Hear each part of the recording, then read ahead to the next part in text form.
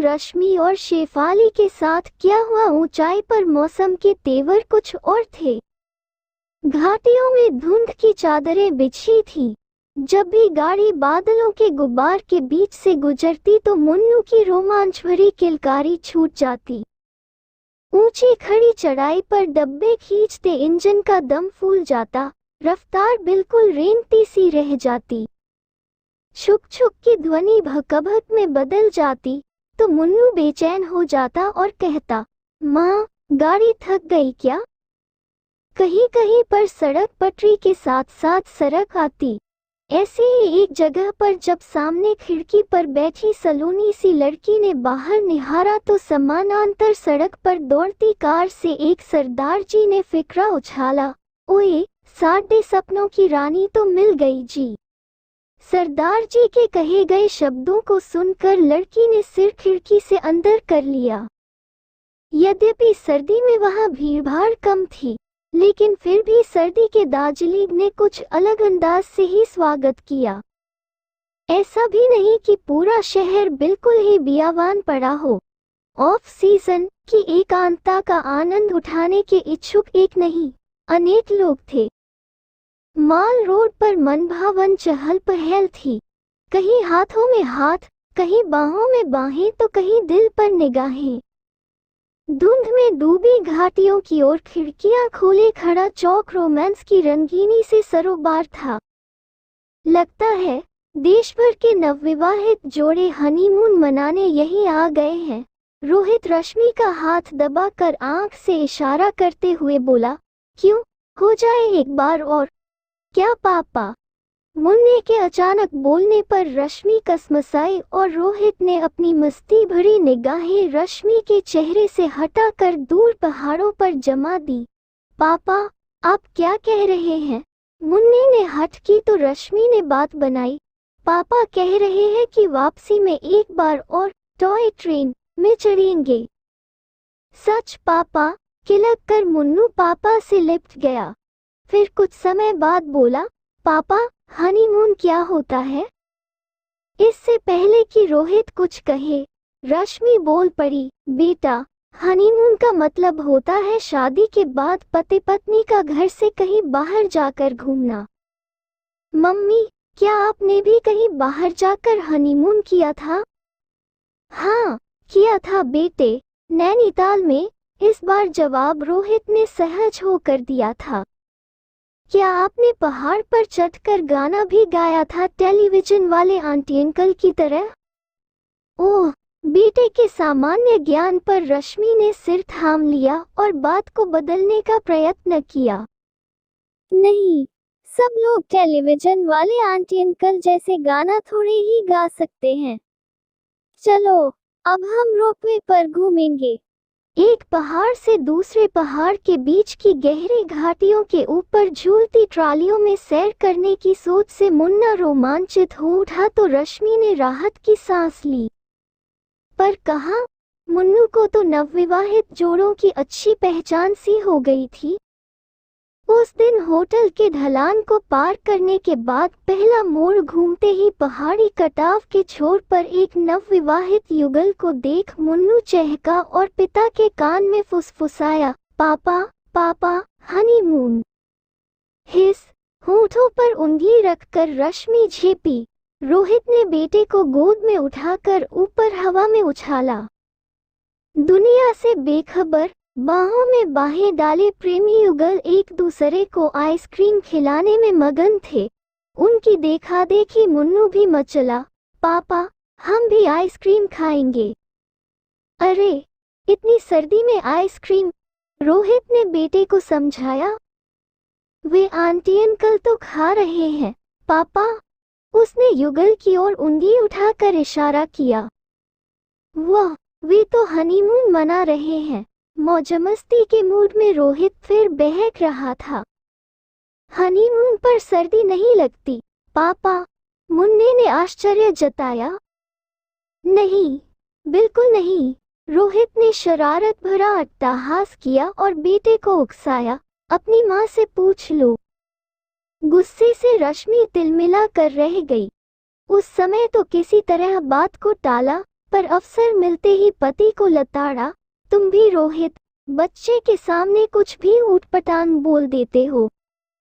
शाश्वत तथ्यों का ज्ञान जरूरी नहीं क्या? रोहित ने खींचकर पत्नी को पास बैठा लिया, पर रश्मि गंभीर ही बनी रही। रश्मि की चुप्पी को तोड़ते हुए रोहित बोला, तुम तो व्यर्थ में ही तिल का ताड़ बनाती रहती हो। मैं तिल का ताड़ नहीं बना रही, तुम सांप को रस्सी समझ रहे हो। जब देखो बेटे को बगल में बैठा कर टेलीविजन खोले रहते हो। ये छिछोरे गाने, ये अश्लील इशारे, हिंसा, मारधाड़ के नजारे, कभी सोचा है कि इन्हें देख देख कर क्या कुछ सीख समझ रहा है हमारा मुन्नू? और अब यहाँ हर समय का ये हनीमून पुराण के रूप में तुम्हारी ठिठोलबाजी मुझे जरा भी पसंद नहीं है। अरे हम छुट्टियां मना रहे हैं, मौज-मस्ती का मूड तो बनेगा ही। रोहित रश्मि को बाहों में बांधते हुए बोला। दार्जिलिंग की वादियों में छुट्टियां बिताकर वापस लौटे तो रोहित कार्यालय के कामों में पहले से भी अधिक व्यस्त हो गया।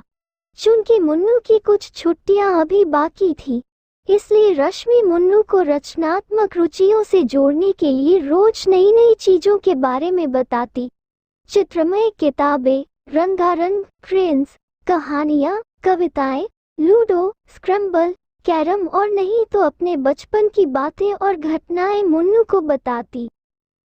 एक दिन रश्मि बोली, पता है मुन्नू, जब हम छोटे थे तब ये टेलीविजन नहीं था, हम तो बस रेडियो पर ही प्रोग्राम सुना करते थे। पर माँ, फिर आप छुट्टियों में क्या करती थी? हैरान मुन्नू ने पूछा। छुट्टियों में हम घर के आंगन में तरह तरह के खेल खेलते, घर के पिछवाड़े में साइकिल चलाते और नीम पर रस्सी डालकर झूला झूलते। माँ की बातें सुनकर मुन्नू की हैरानी और बढ़ जाती। पर माँ, झूला तो पार्क में झूलते हैं और साइकिल तुम चलाने ही नहीं देती।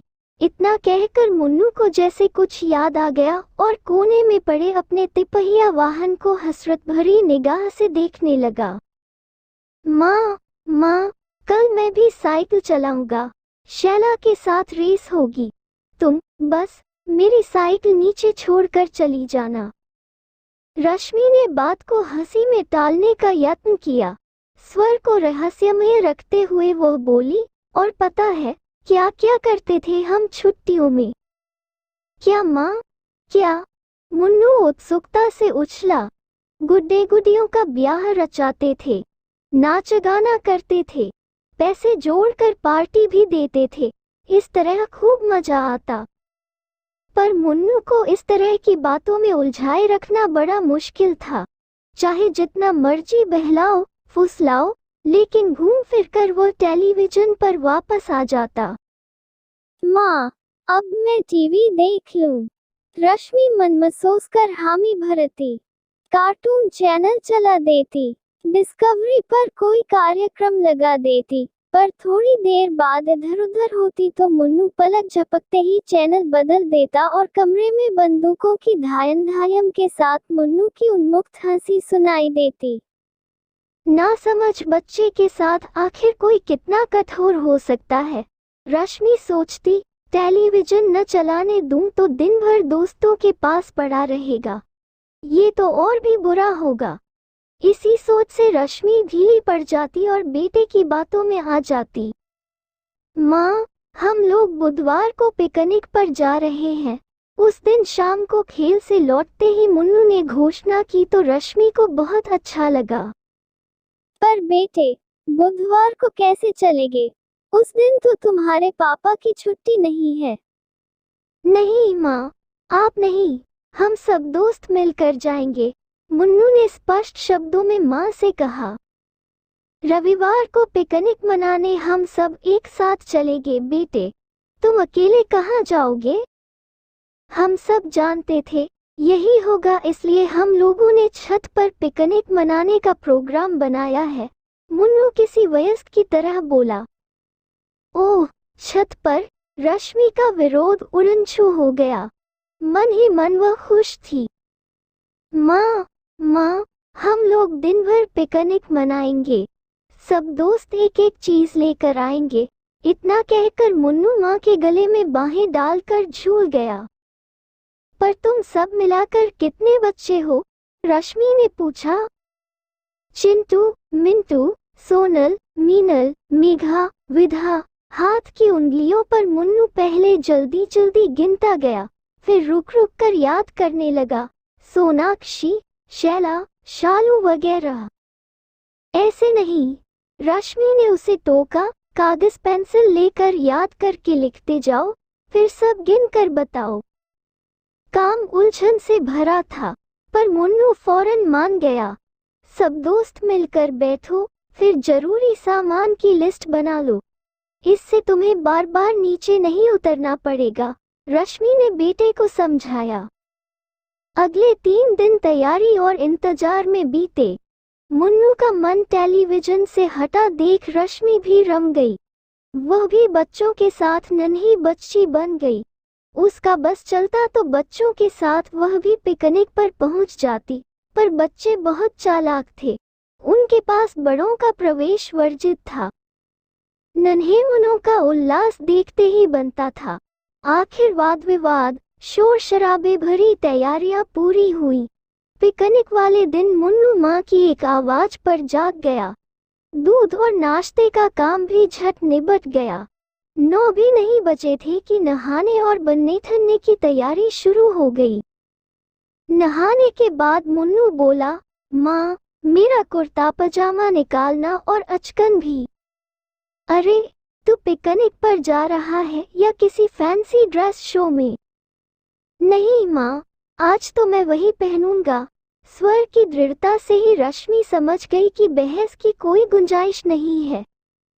मुझे क्या वाले अंदाज में रश्मि ने कंधों को सिकोड़ा और नीचे दबे पड़े कुर्ता पजामा व अचकन को निकाल लाई और प्रेस कर उनकी सलवटों को भी सीधा कर दिया। अचकन का आखिरी बटन बंद करके रश्मि ने बेटे को अनुराग से निहारा और दुलार से उसके गाल मसले तो बस। छोटे मियाँ तो एकदम ही लाड़ में आकर बोले, माँ, तुम्हें पता है सिंह आंटी कितनी कंजूस हैं? मुन्नू, बुरी बात, माँ ने टोका। सच माँ, सब दोस्त कह रहे थे। पता है अंकुश पिकनिक में सिर्फ बिछाने की दरी ला रहा है। तो क्या बिछाने की दरी भी तो जरूरी है? फिर सिंह आंटी तो काम पर भी जाती हैं। कुछ बनाने का समय नहीं होगा। नकुल की मम्मी ऑफिस नहीं जाती क्या? वो भी तो केक और बिस्कुट ला रहा है। अच्छा, चुप रहो। अंकुश से कुछ कहना नहीं, वो तुम्हारा दोस्त है, मिलजुल कर खेलना, रश्मि बेटे को समझाते हुए बोली।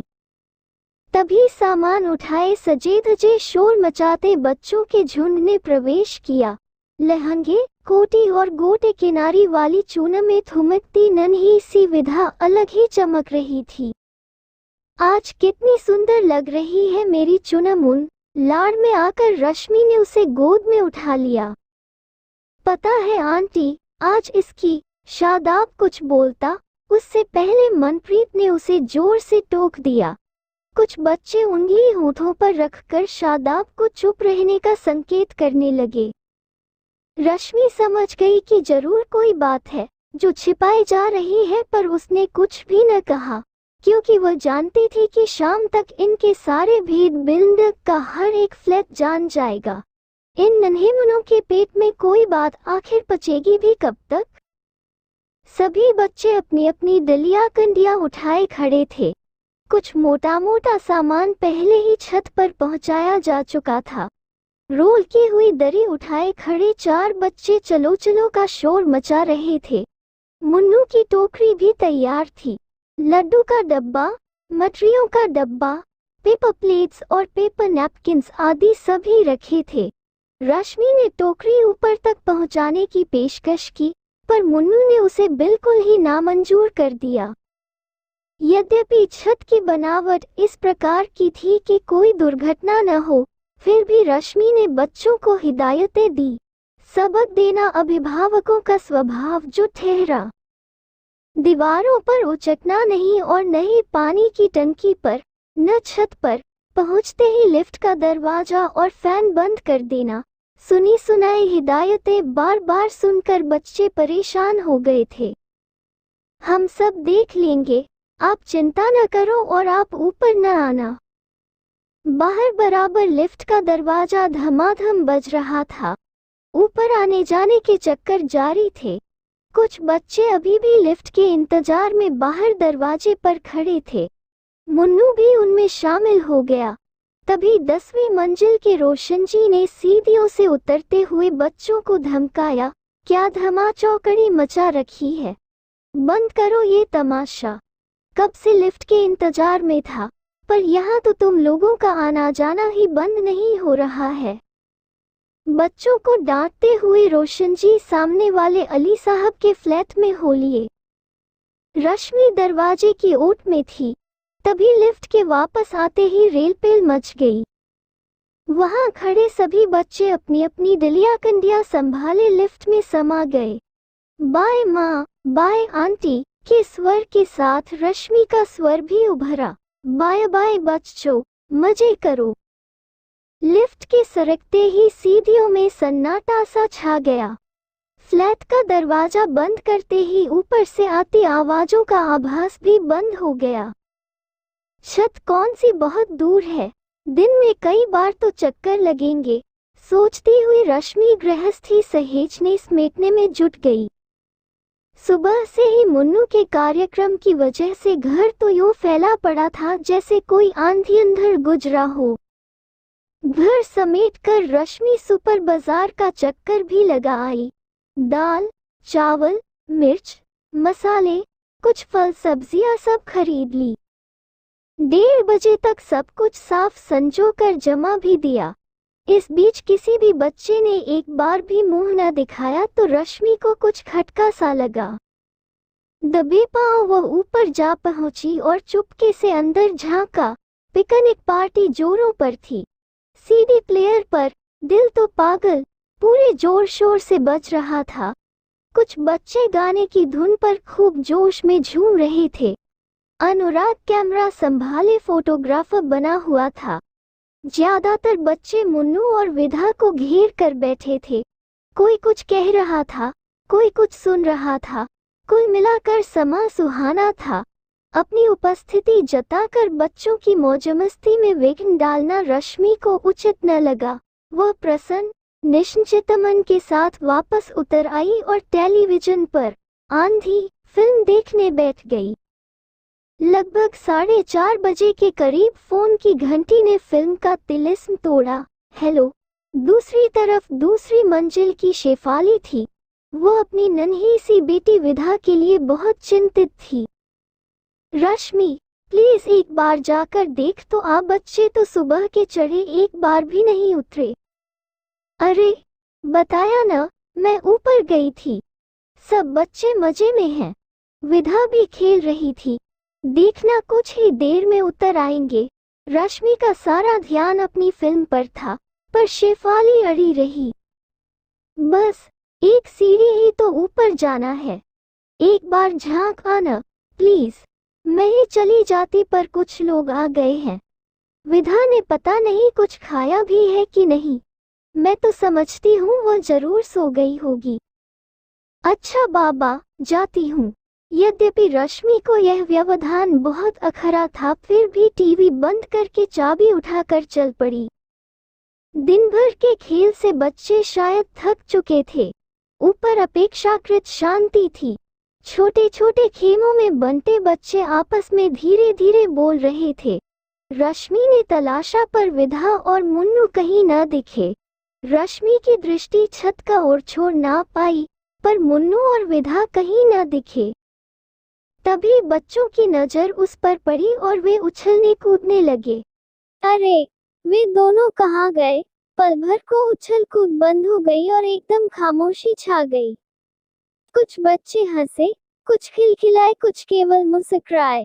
अजब रहस्यमय समा बंध गया था। रश्मि को अचरज भी हुआ और मन में डर भी लगा। इस बार उसने कुछ जोर से पूछा, कहाँ है मुन्नू और विधा? उसकी उत्तेजना पर बच्चे कुछ सकपका से गए। तब सोनाली ने भेद खोल दिया। आंटी, हमने तो उनकी शादी कर दी। क्या? कुतूहल से उसकी ओर देखती हुई रश्मि ने पूछा। हाँ आंटी, छोटे में जैसे आप गुड्डे गुडियों की शादी करते थे न, वैसे ही, तनय ने बात को और अधिक स्पष्ट किया। पार्टी भी हुई आंटी, प्रियज नाश्ते की प्लेट सजा लाया। चलो, बड़ा काम निबट गया। रश्मि ने चैन की सांस ली और केक का टुकड़ा खाते हुए बोली, वे दोनों हैं कहाँ? वे दोनों तो हनीमून पर चले गए। क्या? केक गले में जा अटका? रश्मि को जोर की खांसी आ गई। पर कहाँ? सहमनैस कपकाने की बारी अब रश्मि की थी। क्या पूछे? शब्द उसे ढूंढे न मिल रहे थे कि तभी उसकी नजर दूर पानी की टंकी के पार से झांकती दो जोड़ी नन्हे मुनी टांगों पर जा पड़ी। नदी के किनारे नहीं तो पानी की टंकी के पार ही सही, पत्थरों ने क्या जगह चुनी है हनीमून के लिए। जरा देखूं तो सही। बच्चों का इरादा भांपते देर न लगी। सभी एक स्वर में बोले, आंटी, शेम शेम, आप उधर कैसे जाएंगी? रश्मि भौचक रह गई। अब इस वर्जना को चुनौती देकर नए जोड़े की एकांतता में खलल डाल खलनायिका बनने का साहस रश्मि में न था। इसलिए उसने सहज दिखने का यत्न किया। ठीक है, जाती हूँ। कंधे उचकाकर वह मुस्कुराई और वापस पलटी। अपनी जीत पर बच्चों ने जोर का हुल्लड़ किया। बेटा बिना बताए ही हनीमून पर निकल जाए तो माँ अपने दिल को कैसे समझाए। रश्मि से भी रहा न गया।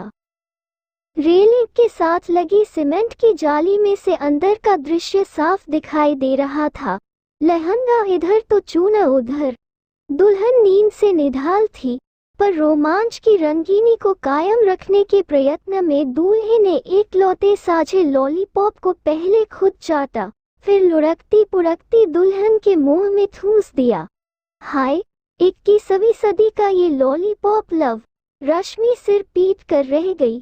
चलूं, शेफाली को उसकी बेटी की करतूतें बता दूं तथा लगे हाथ उसे खुशखबरी भी सुना दूं कि अब हम समधिन बन गई हैं। ये सोचकर रश्मि शेफाली के घर चल दी।